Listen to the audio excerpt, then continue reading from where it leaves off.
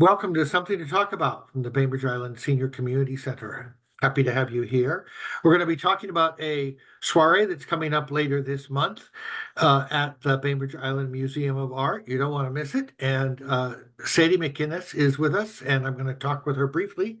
But I want to first acknowledge that we are meeting on the ancestral homeland of the Puget Sound Coast Salish people, specifically the Suquamish tribe.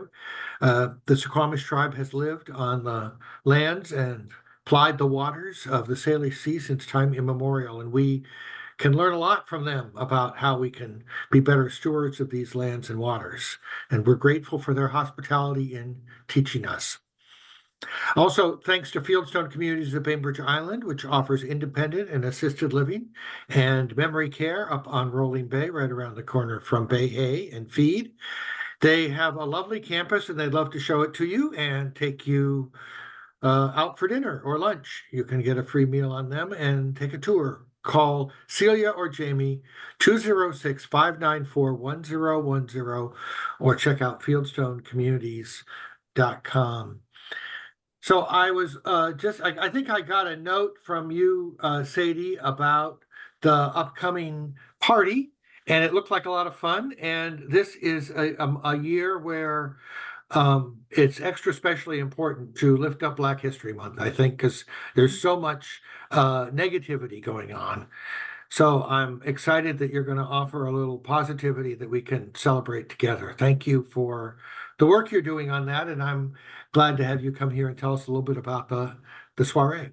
Absolutely. So the soiree, this will be our fourth year hosting it at the museum. It kind of just started out as a way we weren't doing a ton of programming around Black History Month, so this was kind of a way we created the soiree as a way to celebrate the fun, the love, the light that comes behind Black culture, Black communities in our area, and just a way to enjoy the intergenerational community that we have as a whole on the island.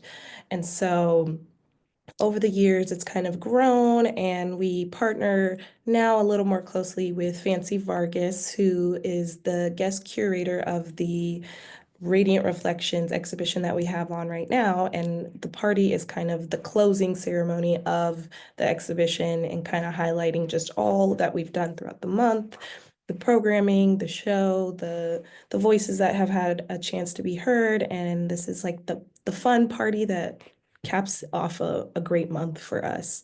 So you'll be able to experience one of our own exhibition artists, Sade Brown, do a live painting at the event. We have poetry, we have performances.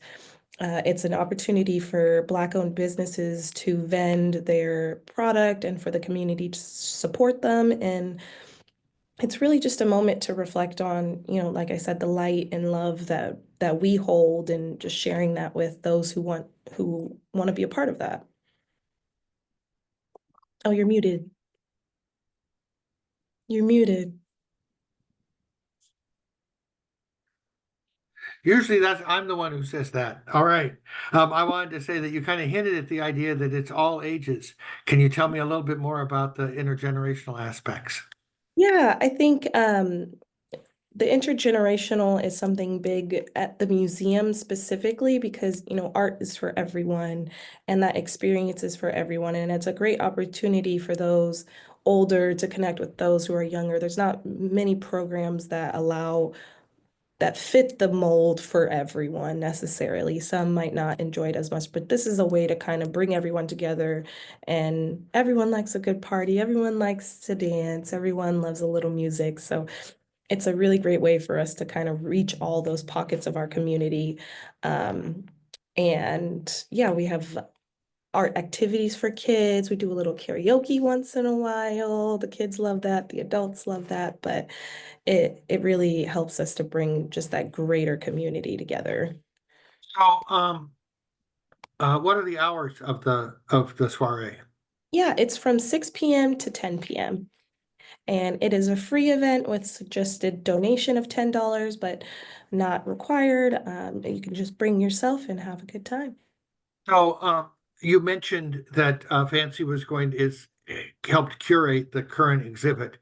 And you're also lining up, I'm guessing, some musicians and other activities. Can you speak at all about the lineup? Or is it Yeah. still too early? We're nailing it down. I cannot recall the DJ's name, and I'm so sorry to him. But we have the same DJ that we had last year. He really brought a great vibe that was family friendly, and really touched on a lot of Black roots.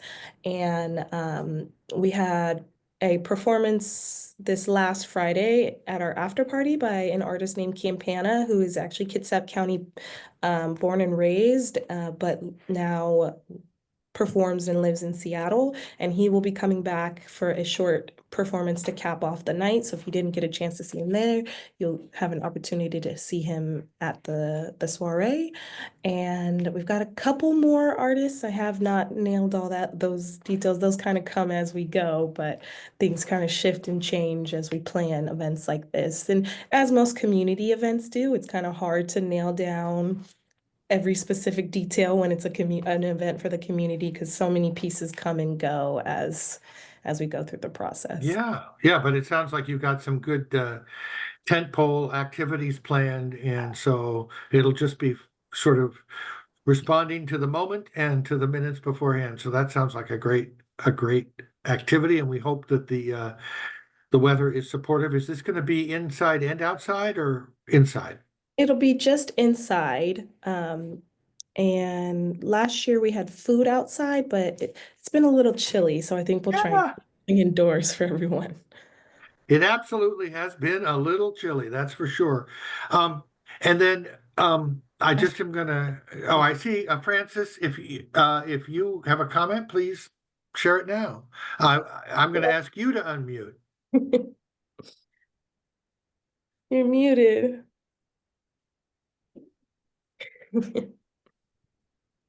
I've done that. There, I there may we have go. been out getting my water. What's the date of this event? It is February 22nd, so next Saturday. Thank you. Yes. And I did hear from Fancy. She said she was trying to get in, but it wouldn't let her in.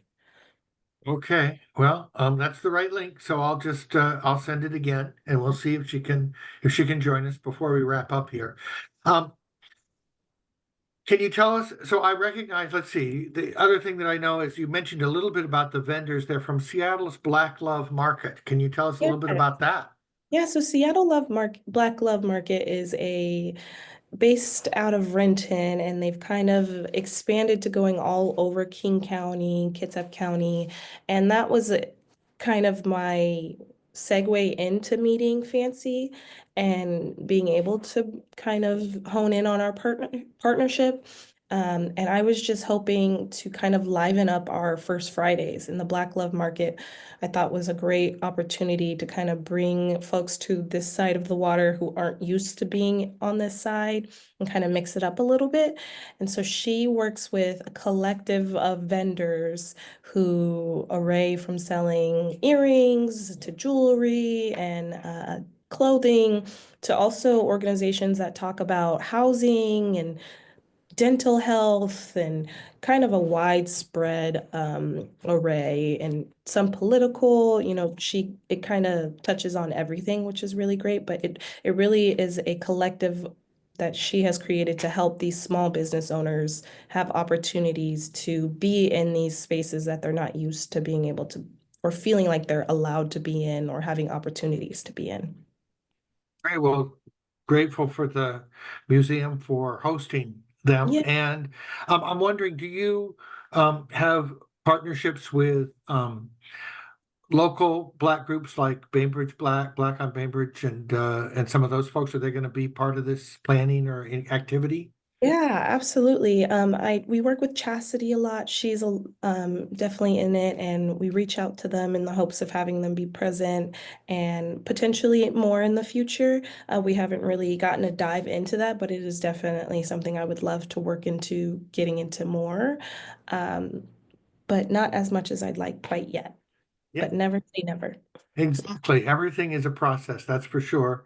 That's one of the things that being at the Senior Community Center, we realized that time is something that we need to take advantage of and not be too much in a hurry, just keep working forward. Yes, absolutely. So I'm looking forward to this, and it sounds like there's going to be music and poetry and some wonderful. You were going to get to look at the if you haven't already the program that Fancy has co-curated. Yeah, and the exhibition closes February 23rd, so this will be also one of your last chances to see the show. And so, if you love to eat, if you love to dance, if you love poetry, if you love supporting Black voices, this is a great chance to do so. Well, thank you for your hard work in putting this together. I'm looking forward to it. And thanks for joining us today, Sadie. Thanks for having me. So nice Thank to you. see you. Yeah.